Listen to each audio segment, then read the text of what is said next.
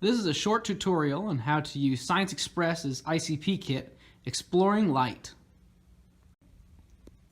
The materials in this kit are laid out by station. This is a station lab where students will have to rotate from station to station. There's an inventory list of what all is included, separated by station.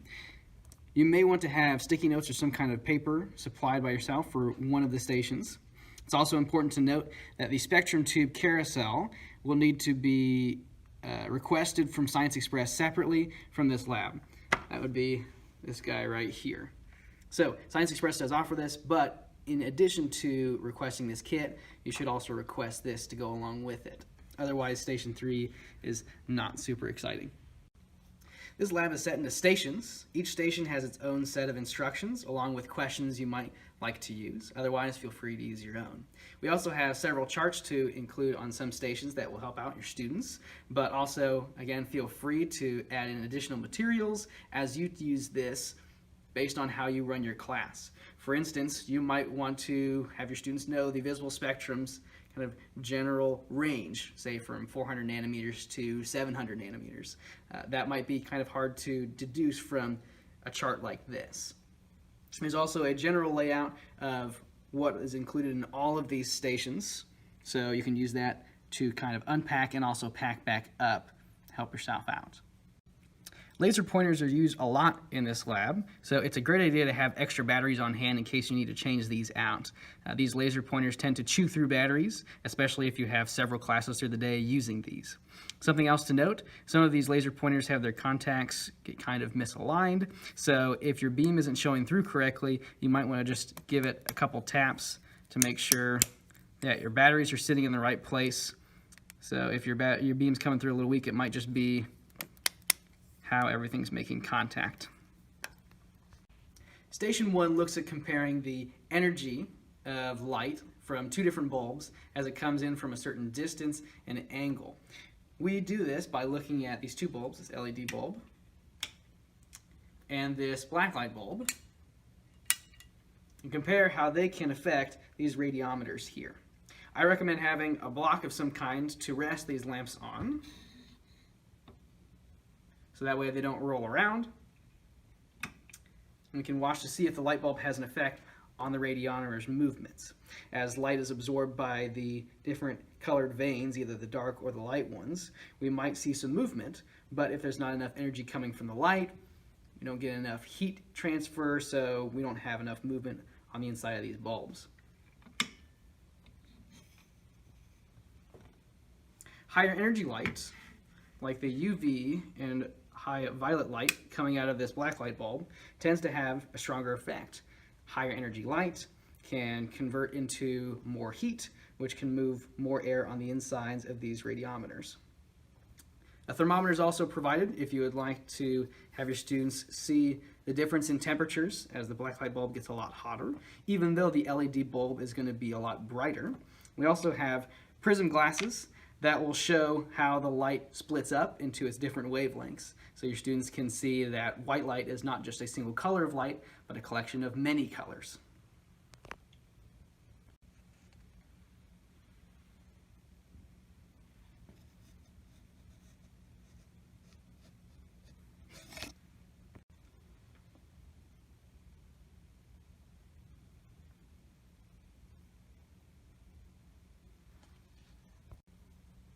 Station 2 is all about how light can be absorbed, transmitted, or reflected, and how the color of objects relates to that. To show that, we've got a laser pointer, we've got a clear prism, so we can show how light is reflected and transmitted. We can talk about the color of the prism itself. We've also got some sunglasses and a simple LED flashlight. We can talk about, again, the color of objects and how light transmits through them. We've also got a swatch book of different gel colors that are used in drama theater and photography to change the color of light. We have some larger graphs of how light is absorbed or transmitted up here. They're also present in the swatch book, but these are blown up so a little bit easier to see. Station 3 is all about the light that's released as electrons get excited and then de-excite. Right? This heavily relies on the spectrum tube carousel that you can request from Science Express. So please, again, make sure you request that separately or else the station kind of falls apart. So the spectrum tube carousel is right here. It's got a power supply that plugs into the back, and it also has a power switch on the back here. If you need to change out the order of the lamps for any reason, just make sure you don't touch the glass of this. But you can lift up on this, and there's one slot on the top here that you can pull these out through. Just make sure they're correctly seated when you put them back in. These are numbered for a Science Express lab, but if you decide to renumber them to fit this lab or another set of instructions that you make, just make sure that you return the labels to what they were before you send the kit back.